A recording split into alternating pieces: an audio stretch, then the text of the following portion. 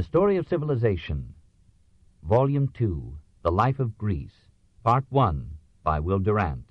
Continued, Cassette 5, Side 1. The first principle, says Anaximander, was a vast, indefinite infinite, or a pyrrhon, a boundless mass possessing no specific qualities but developing, by its inherent forces, into all the varied realities of the universe. Compare Spencer's definition of evolution as substantially a change from indefinite incoherent homogeneity to a definite coherent heterogeneity. This animate and eternal but impersonal and unmoral infinite is the only God in Anaximander's system. It is the unvarying and everlasting One, as distinguished from the mutable evanescent many of the world of things. Here stems the metaphysics of the Eleatic school, that only the eternal One is real. From this characterless infinite are born new worlds in endless succession, and to it in endless succession they return as they evolve and die. In the primordial infinite all opposites are contained, hot and cold, moist and dry, liquid and solid and gas.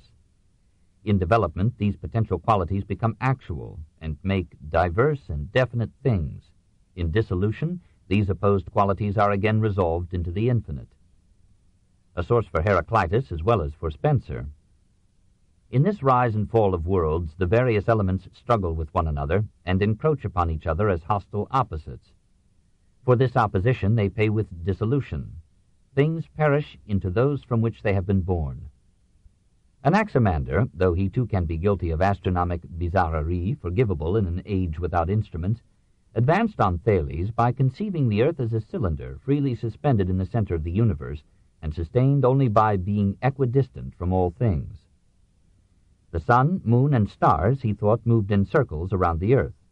To illustrate all this, Anaximander, probably on Babylonian models, constructed at Sparta a gnomon, or sundial, in which he showed the movement of the planets, the obliquity of the ecliptic, and the succession of solstices, equinoxes, and seasons. The ecliptic, so called because eclipses of the sun and moon take place in it, is the great circle made by the apparent annual path of the sun through the heavens. Since the plane of this circle or ecliptic is also the plane of the Earth's orbit, the obliquity of the ecliptic is the oblique angle, about 23 degrees, between the plane of the Earth's equator and the plane of its orbit around the sun. With the collaboration of his fellow Milesian, Hecataeus, he established geography as a science by drawing, apparently upon a tablet of brass, the first known map of the inhabited world. The Egyptians had drawn maps, but of limited districts. In its earliest form, said Anaximander, the earth was in a fluid state. External heat dried some of it into land and evaporated some of it into clouds, while the variations of heat in the atmosphere so formed caused the motions of the winds. Living organisms arose by gradual stages from the original moisture. Land animals were at first fishes, and only with the drying of the earth did they acquire their present shape. Man, too, was once a fish. He could not at his earliest appearance have been born as now, for he would have been too helpless to secure his food and would have been destroyed. A slighter figure is Anaximander's pupil, Anaximenes, whose first principle was air. All other elements are produced from air by rarefaction, which gives fire, or by condensation, which forms progressively wind, cloud, water, earth, and stone. As the soul, which is air, holds us together, so the air, or pneuma, of the world is its pervasive spirit, breath, or God. Here was an idea that would ride out all the storms of Greek philosophy and find a haven in Stoicism and Christianity. This heyday of Miletus produced not only the earliest philosophy, but the earliest prose, and the first historiography in Greece. The wise reader will always supply the word known after such words as earliest and first. Poetry seems natural to a nation's adolescence when imagination is greater than knowledge, and a strong faith gives personality to the forces of nature in field, wood, sea, and sky. It is hard for poetry to avoid animism, or for animism to avoid poetry. Prose is the voice of knowledge, freeing itself from imagination and faith. It is the language of secular, mundane, prosaic affairs. It is the emblem of a nation's maturity and the epitaph of its youth. Up to this time, 600, nearly all Greek literature had taken a poetic form. Education had transmitted in verse the lore and morals of the race. Even early philosophers, like Xenophanes, Parmenides, and Empedocles, gave their systems a poetic dress. Just as science was at first a form of philosophy, struggling to free itself from the general, the speculative, the unverifiable, so philosophy was at first a form of poetry, striving to free itself from mythology, animism, and metaphor. It was therefore an event when Pherecydes and Anaximander expounded their doctrines in prose. Other men of the age, whom the Greeks called logographoi, reason writers, prose writers, began to chronicle in the new medium the annals of their states. So Cadmus, 550, wrote a chronicle of Miletus, Eugaeon wrote of Samos, Xanthus wrote of Lydia. Towards the end of the century, Hecataeus of Miletus advanced both history and geography in epical works, the Historiae, or Inquiries, and the Geis Periodos, or Circuit of the Earth. The latter divided the known planet into two continents, Europe and Asia, and included Egypt in Asia. If, as many doubt, the existing fragments are genuine, it was especially informative about Egypt, and provided a rich field for unacknowledged poaching by Herodotus. The histories began with a skeptical blast. I write what I consider to be the truth, for the traditions of the Greeks seem to me many and ridiculous. Hecataeus accepted Homer as history, and swallowed some tales with his eyes shut. Nevertheless, he made an honest effort to distinguish fact from myth, to trace real genealogies, and to arrive at a credible history of the Greeks. Greek historiography was old when the father of history was born. To Hecataeus and the other logographoi, who appeared in this age in most of the cities and colonies of Hellas, historia meant any inquiry into the facts of any matter, and was applied to science and philosophy as well as to historiography in the modern sense. The term had a skeptical connotation in Ionia. It signified that the miracle stories of gods and demigod heroes were to be replaced with secular records of events and rational interpretations of causes and effects. In Hecataeus, the process begins. In Herodotus, it advances. In Thucydides, it is complete. The poverty of Greek prose before Herodotus is bound up with the conquest and impoverishment of Miletus in the very generation in which prose literature began. Internal decay followed the custom of history in smoothing the path of the conqueror. The growth of wealth and luxury made Epicureanism fashionable, while Stoicism and patriotism seemed antiquated and absurd. It became a byword among the Greeks that once upon a time the Milesians were brave. Competition for the goods of the earth became keener as the old faith lost its power to mitigate class strife by giving scruples to the strong and consolations to the weak. The rich, supporting an oligarchic dictatorship, became a united party against the poor, who wanted a democracy. The poor secured control of the government, expelled the rich, collected the remaining children of the rich on threshing floors, set oxen upon them, and had them trampled to death. The rich returned, recaptured power, coated the leaders of the democracy with pitch, and then burnt them alive. De nobis fabula narrabitur. When about 560, Croesus began to subject to Lydian rule the Greek coast of Asia from Cnidus to the Hellespont, Miletus saved its independence by refusing to help her sister states. But in 546, Cyrus conquered Lydia, and without much difficulty absorbed the faction-torn cities of Ionia into the Persian Empire. The great age of Miletus was over. Science and philosophy in the history of states reached their height after decadence has set in. Wisdom is a harbinger of death. 2. Polycrates of Samos. Across the bay from Miletus, near the outlets of the Meander, stood the modest town of Myus and the more famous city of Priene.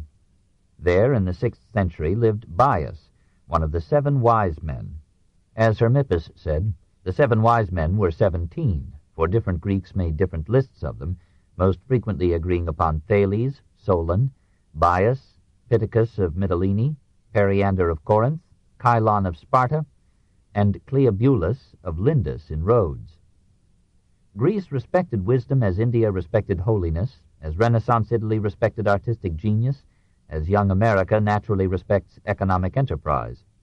The heroes of Greece were not saints or artists or millionaires, but sages, and her most honored sages were not theorists, but men who had made their wisdom function actively in the world. The sayings of these men became proverbial among the Greeks, and were in some cases inscribed in the temple of Apollo at Delphi. People like to quote, for example, the remarks of Bias, that the most unfortunate of men is he who has not learned how to bear misfortune, that men ought to order their lives as if they were fated to live both a long and a short time, and that wisdom should be cherished as a means of traveling from youth to old age, for it is more lasting than any other possession. West of Priene lay Samos, second largest of Ionia's isles. The capital stood on the southeastern shore, and as one entered the well-protected harbor, passing the famous red ships of the Samian fleet, the city rose as if in tiers on the hill. First the wharves and shops, then the homes, then the fortress Acropolis and the great temple of Hera, and behind these a succession of ranges and peaks rising to a height of 5,000 feet. It was a sight to stir the patriotism of every Samian soul. The zenith of Samos came in the third quarter of the 6th century, under Polycrates. The revenues from the busy port enabled the dictator to end a dangerous period of unemployment by a program of public works that called forth the admiration of Herodotus. The greatest of these undertakings was a tunnel that carried the city's water supply 4,500 feet through a mountain. We catch some idea of Greek ability in mathematics and engineering when we learn that the two bores, begun at opposite ends, met in the center with an error of 18 feet in direction and 9 in height. Samos had been a cultured center long before Polycrates. Here, about 590, the fabulous Aesop had been the Phrygian slave of the Greek Iadmon. An unconfirmed tradition tells how Iadmon freed him, how Aesop traveled widely, met Solon, lived at the court of Croesus, embezzled the money that Croesus had commissioned him to distribute at Delphi, and met a violent death at the hands of the outraged Delphians. His fables, largely taken from Eastern sources, were well known at Athens in the classic age. Socrates, says Plutarch, put them into verse. Though their form was Oriental, their philosophy was characteristically Greek. Sweet are the beauties of nature, the earth and sea, the stars and the orbs of sun and moon, but all the rest is fear and pain, especially if one embezzles. We can still meet him in the Vatican, where a cup from the Periclean age represents him with half-bald head and Van Dyke beard, listening profitably to a merry fox. The great Pythagoras was born in Samos, but left it in 529 to live at Crotona in Italy. Anacreon came from Teos to sing Polycrates' charms and to tutor his son. The greatest figure at the court was the artist Theodorus, the Leonardo of Samos, jack of all trades and master of most. The Greeks ascribed to him, perhaps as a clocher on research, the invention of the level, the square, and the lathe. He was a skilled engraver of gems, a metal worker, stone worker, woodworker, sculptor, and architect. He took part in designing the second temple of Artemis at Ephesus, built a vast skios, or pavilion, for Sparta's public assemblies, helped to introduce clay modeling into Greece, and shared with Rhecus the honor of bringing from Egypt or Assyria to Samos the hollow casting of bronze. Before Theodorus, the Greeks had made crude bronze statues by riveting plates of metal to a bridge of wood. Now they were prepared to produce such masterpieces in bronze as the charioteer of Delphi and the discus thrower of Myron. Samos was famous also for its pottery. Pliny recommends it to us by telling us that the priests of Cybele would use nothing but Samian potsherds in depriving themselves of their manhood. 3. Heraclitus of Ephesus. Across the Caistrian Gulf from Samos stood Ionia's most famous city, Ephesus. Founded about 1000 by colonists from Athens, it prospered by tapping the trade of both the Caister and the Meander. Its population, its religion, and its art contained a strong Eastern element. The Artemis worshipped there began and ended as an Oriental goddess of motherhood and fertility. A renowned temple had many deaths and almost as many resurrections. On the site of an ancient altar, twice built and twice destroyed, the first temple was erected about 600 and was probably the earliest important edifice in the Ionic style. The second temple was raised about 540, partly through the generosity of Croesus. Paeonius of Ephesus, Theodorus of Samos, and Demetrius, a priest of the shrine, shared in designing it. It was the largest Greek temple that had yet been built, and was ranked without dispute among the 7 wonders of the world. The other 6 wonders were the Hanging Gardens of Babylon, the Pharos at Alexandria, the Colossus of Rhodes, the Phidian Zeus at Olympia, the tomb of Mausolus at Halicarnassus, and the pyramids. Pliny describes the second temple as 425 feet long by 225 feet wide, with 127 columns 60 feet in height, several of them adorned or disfigured with reliefs. Completed in 420 B.C., after more than a century of labor, it was destroyed by fire in 356. The city was known not only for its temple, but for its poets, its philosophers, and its expensively gowned women. Here, as early as 690 B.C., lived Calinus, the earliest known elegiac poet of Greece. Far greater and uglier was Hipponax, who, towards 550, composed poems so coarse in subject, obscure in language, pointed in wit, and refined in metrical style, that all Greece began to talk about him, and all Ephesus to hate him. He was short and thin, lame and deformed, and completely disagreeable. Woman, he tells us in one of his surviving fragments, brings 2 days of happiness to a man, one when he marries her, the other when he buries her. He was a ruthless satirist and lampooned every notable in Ephesus, from the lowest criminal to the highest priest of the temple. When 2 sculptors, Bupalus and Athenas, exhibited an elegant caricature of him, he attacked them with such corrosive verse that some of it has proved more durable than their stone and sharper than the teeth of time. "Hold my coat," says a typically polished morsel. "I shall hit Bupalus in the eye. I am ambidextrous, and I never miss my aim." Tradition said that Hipponax died by suicide, but perhaps this was only a universal wish. The most illustrious son of Ephesus was Heraclitus the Obscure. Born about 530, he belonged to a noble family and thought that democracy was a mistake. "There are many bad but few good," he said, "and one man to me is as 10,000 if he be the best." But even aristocrats did not please him, nor women, nor scholars. "Abundant learning," he wrote with genial particularity, "does not form the mind. If it did, it would have instructed Hesiod, Pythagoras, Xenophanes, and Hecataeus. For the only real wisdom is to know that idea which by itself will govern everything on every occasion." So he went off, like a Chinese sage, to live in the mountains and brood over the one idea that would explain all things. Disdaining to expound his conclusions in words intelligible to common men, and seeking in obscurity of life and speech some safety from individuality-destroying parties and mobs, he expressed his views in pithy and enigmatical apothegms on nature, which he deposited in the temple of Artemis for the mystification of posterity. Heraclitus has been represented in modern literature as building his philosophy around the notion of change, but the extant fragments hardly support this interpretation. Like most philosophers, he longed to find the one behind the many, some mind-steadying unity and order amid the chaotic flux and multiplicity of the world. "All things are one," he said as passionately as Parmenides. The problem of philosophy was, what is this one? Heraclitus answered, fire. Perhaps he was influenced by the Persian worship of fire. Probably, as we may judge from his identification of fire with soul and God, he used the term symbolically as well as literally to mean energy as well as fire. The fragments permit no certainty. This world was made neither by a god nor by man, but it ever was and is and shall be ever-living fire, in measures being kindled and in measures going out. Everything is a form of fire, either in fire's downward path, through progressive condensation into moisture, water, and earth, or in its upward path, from water to earth to moisture to fire.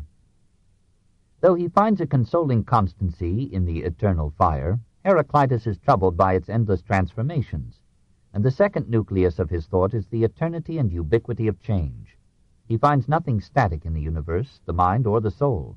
Nothing is, everything becomes. No condition persists unaltered, even for the smallest moment. Everything is ceasing to be what it is and is becoming what it will be. Here is a new emphasis in philosophy. Heraclitus does not merely ask, like Thales, what things are, but, like Anaximander, Lucretius, and Spencer, how they became what they are. And he suggests, like Aristotle, that a study of the second question is the best approach to the first. The extant apothegms do not contain the famous formula panta re, auden mene, all things flow, nothing abides, but antiquity is unanimous in attributing it to Heraclitus. You cannot step twice into the same river, for other waters are ever flowing on to you. We are, and we are not. Here, as in Hegel, the universe is a vast becoming. Multiplicity, variety, change are as real as unity, identity, being. The many are as real as the one. The many are the one. Every change is a passage of things towards or from the condition of fire. The one is the many. In the very heart of fire flickers restless change. Hence Heraclitus passes to the third element in his philosophy, the unity of opposites, the interdependence of contraries, the harmony of strife. God is day and night, winter and summer, war and peace, surfeit and hunger. Good and bad are the same. Goodness and badness are one. Life and death are the same. So are waking and sleeping, youth and age. All these contraries are stages in a fluctuating movement, moments of the ever-changing fire. Each member in an opposing pair is necessary to the meaning and existence of the other. Reality is the tension and interplay, the alternation and exchange, the unity and harmony of opposites. They understand not how that which is at variance with itself agrees with itself. There sits attunement of opposite tensions, like that of the bow and the harp. As the tension of the string, loosened or drawn taut, creates the harmony of vibrations called music or a note, so the alternation and strife of opposites creates the essence and meaning and harmony of life and change. In the struggle of organism with organism, of man with man with woman, of generation with generation, of class with class, of nation with nation, of idea with idea, of creed with creed, the warring opposites are the warp and woof on the loom of life, working at cross purposes to produce the unseen unity and hidden concord of the whole. From things that differ comes the fairest attunement. Any lover will understand. All three of these principles, fire, change, and the tension unity of contraries, enter into Heraclitus's conception of soul and God. He smiles at men who seek in vain to purify themselves from blood guiltiness by defiling themselves with blood, or who offer prayers to these statues here, as if one should try to converse with houses. Such men know nothing of the real nature of gods. Nor will he admit personal immortality. Man, too, like everything else, is a changeful and fitful flame, kindled and put out like a light in the night. Even so, man is fire. The soul or vital principle is part of the eternal energy in all things, and as such it never dies.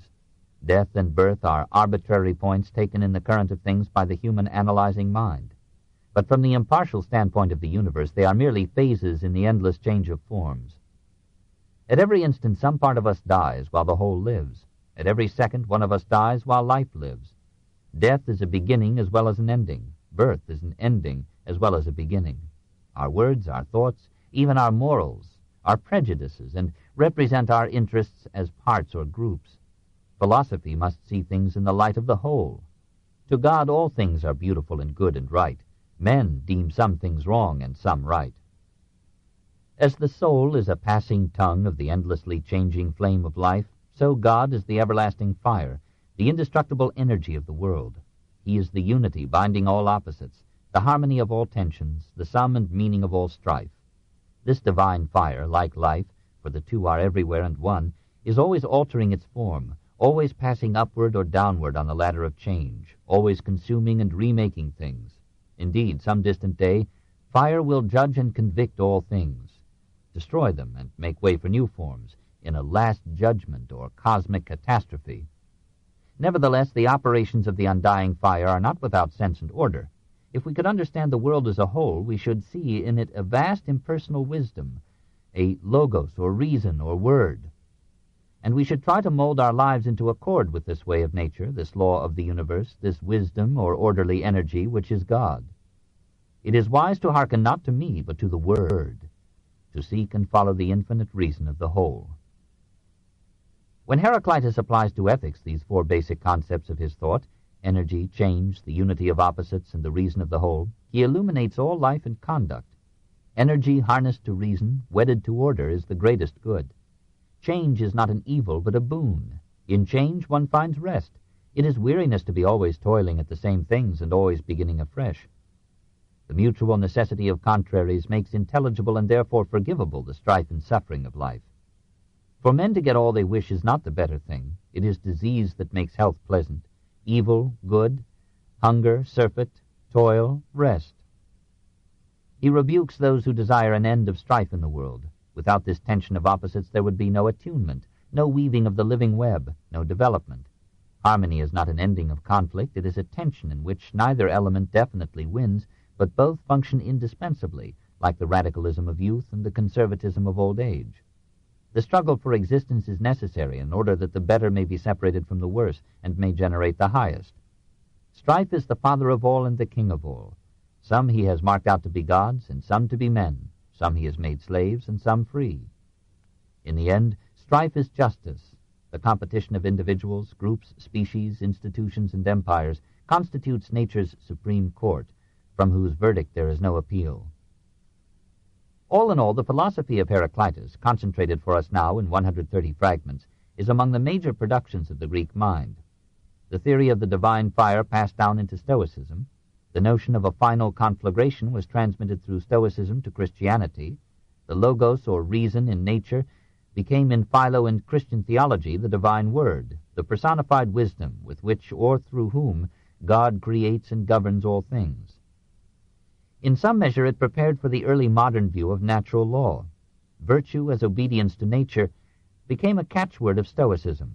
The unity of opposites revived vigorously in Hegel. The idea of change came back into its own with Bergson. The conception of strife and struggle as determining all things reappears in Darwin, Spencer, and Nietzsche, who carries on after 24 centuries the war of Heraclitus against democracy. We know almost nothing of Heraclitus's life, and of his death we have only an unsupported story in Diogenes Laertius, which may illustrate the prosaic ends to which our poetry may return. And at last, becoming a complete misanthrope, he used to spend his time walking about the mountains, feeding on grasses and plants, and in consequence of these habits he was attacked by the dropsy, and so he returned to the city and asked the physicians in a riddle whether they were able to produce a drought after wet weather. And as they did not understand him, he shut himself up in a stable for oxen and covered himself with cow dung, hoping to cause the wet to evaporate from him by the warmth that this produced. And as he did himself no good in this way, he died, having lived 70 years. 4. Anacreon of Teos. Colophon, a few miles north of Ephesus, derived its name presumably from the hill on whose slope it rose. Because the cavalry of the city was famous for giving the finishing touch to a defeated force, the word Colophon became in Greek a synonym for the final stroke, and passed into our language as a publisher's symbol, originally placed at the end of a book. Xenophanes, the anti-clerical, born among them about 576, described the Colophonians as richly clothed in purple garments, proud of their luxuriously dressed hair wet with costly and sweet-smelling oils. Vanity has a long history. Here, and perhaps at Smyrna, the poet Mimnermus, 610, sang, for a people already infected with the languid pessimism of the East, his melancholy odes of fleeting youth and love. He lost his heart to Nano, the girl who accompanied his songs with the plaintive obligato of the flute, and when she rejected his love, perhaps on the ground that a poet married is a poet dead, he immortalized her with a sheaf of delicate elegiac verse. We blossom like the leaves that come in spring, what time the sun begins to flame and glow, and in the brief span of youth's gladdening, nor good nor evil from the gods we know. But always at the goal, dark spirits stand, holding one grievous age, one death within her hand.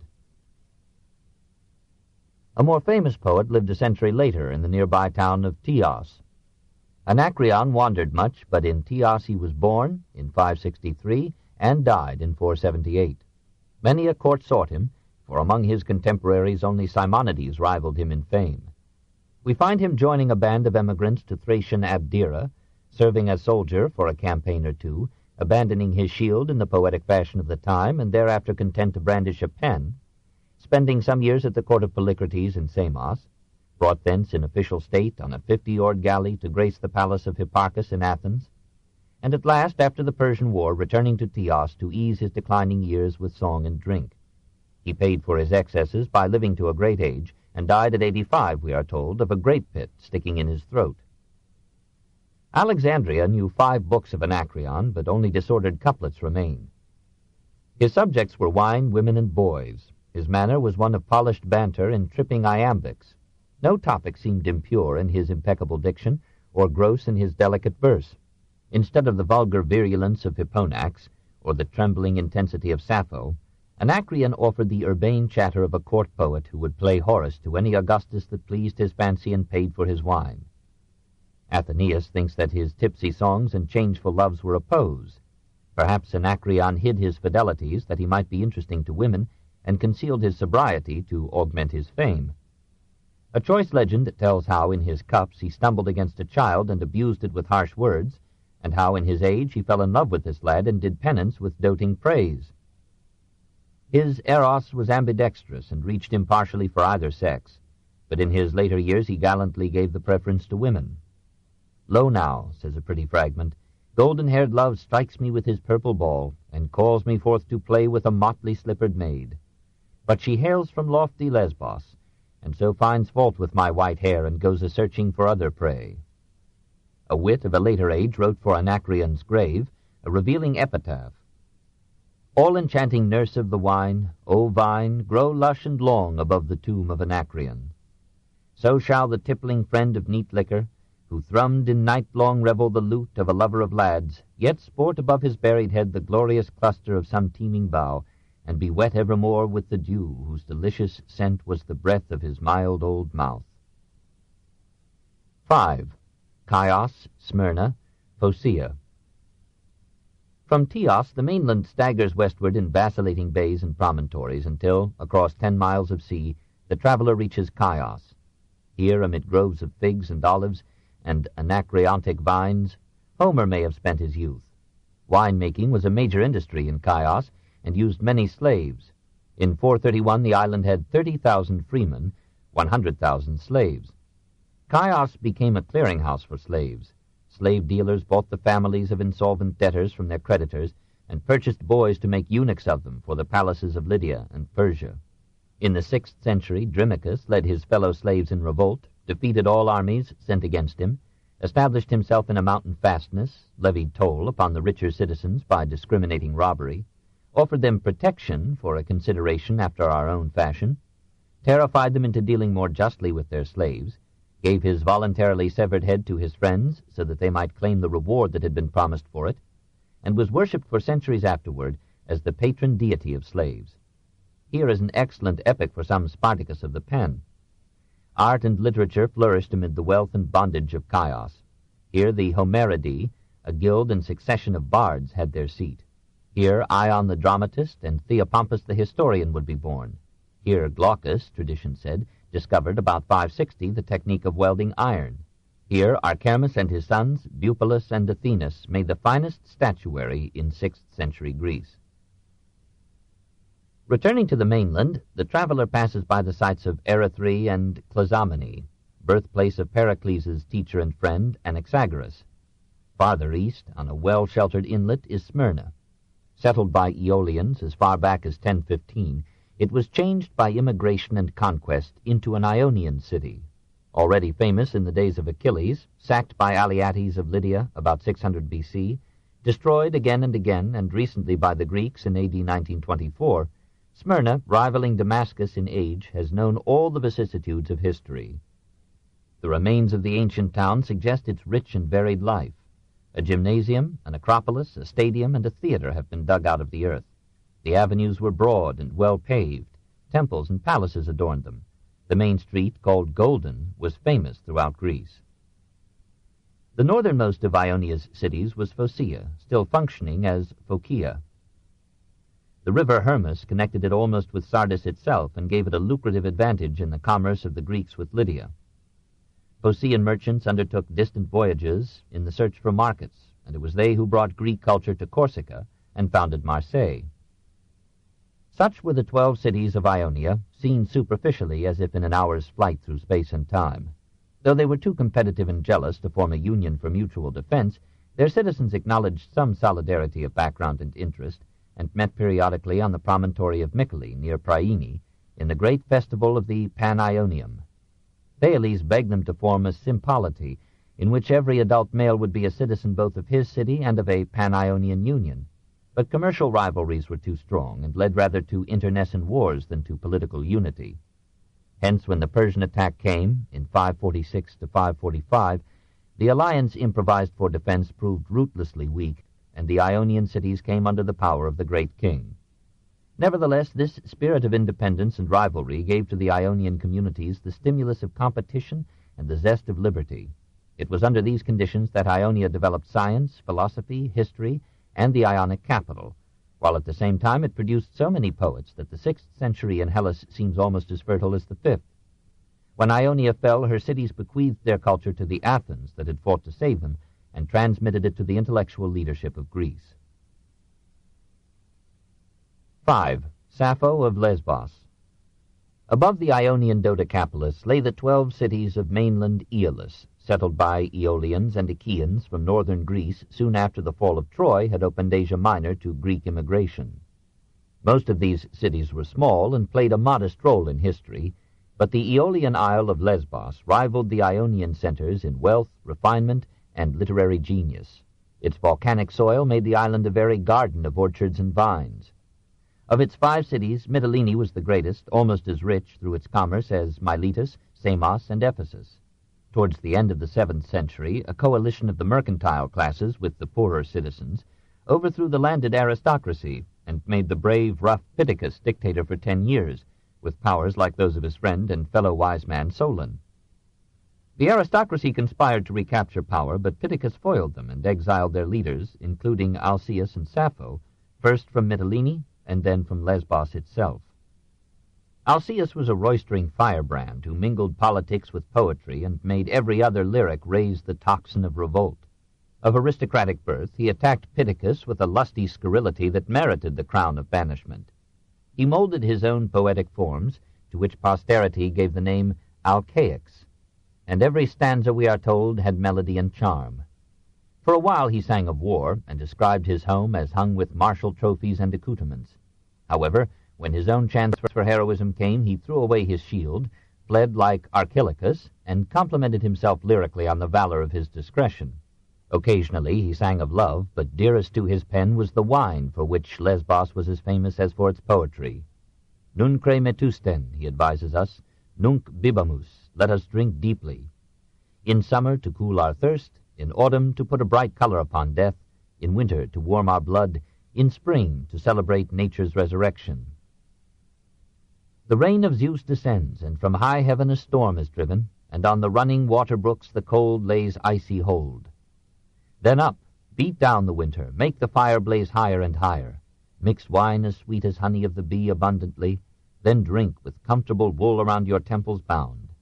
We must not yield our hearts to woe, or wear with wasting care, for grief will profit us no whit, my friend, nor nothing mend. But this is our best medicine, with wine fraught, to cast out thought. It was his misfortune, though he bore it with light-hearted unconsciousness, to have among his contemporaries the most famous of Greek women. Even in her lifetime, all Greece honored Sappho. One evening over the wine, says Stobaeus, Execestides, the nephew of Solon, sang a song of Sappho's which his uncle liked so much that he bade the boy teach it to him. And when one of the company asked what for, he answered, "I want to learn it and die." Socrates, perhaps hoping for similar lenience, called her the Beautiful, and Plato wrote about her an ecstatic epigram. Some say there are 9 muses. How careless they are. Behold, Sappho of Lesbos is the 10th. Sappho was a marvelous woman, said Strabo, for in all the time of which we have record I do not know of any woman who could rival her even in a slight degree in the matter of poetry. As the ancients meant Homer when they said the poet, so all the Greek world knew whom men signified when they spoke of the poetess. For Sappho, as she called herself in her soft Aeolic dialect, was born at Eresus on Lesbos about 612, but her family moved to Mytilene when she was still a child. In 593 she was among the conspiring aristocrats whom Pittacus banished to the town of Pyrrha. Already at 19 she was playing a part in public life through politics or poetry. She was not known for beauty. Her figure was small and frail, her hair and eyes and skin were darker than the Greeks desired, but she had the charm of daintiness, delicacy, refinement, and a brilliant mind that was not too sophisticated to conceal her tenderness. My heart, she says, is like that of a child. We know from her verses that she was of a passionate nature, one whose words, says Plutarch, were mingled with flames. A certain sensuous quality gave body to the enthusiasms of her mind. Athens, her favorite pupil, spoke of her as dressed in saffron and purple and garlanded with flowers. She must have been attractive in her minuscule way, for Alcaeus, exiled with her to Pyrrha, soon sent her an invitation to romance. "Violet-crowned, pure, sweet-smiling Sappho, I want to say something to you, but shame prevents me.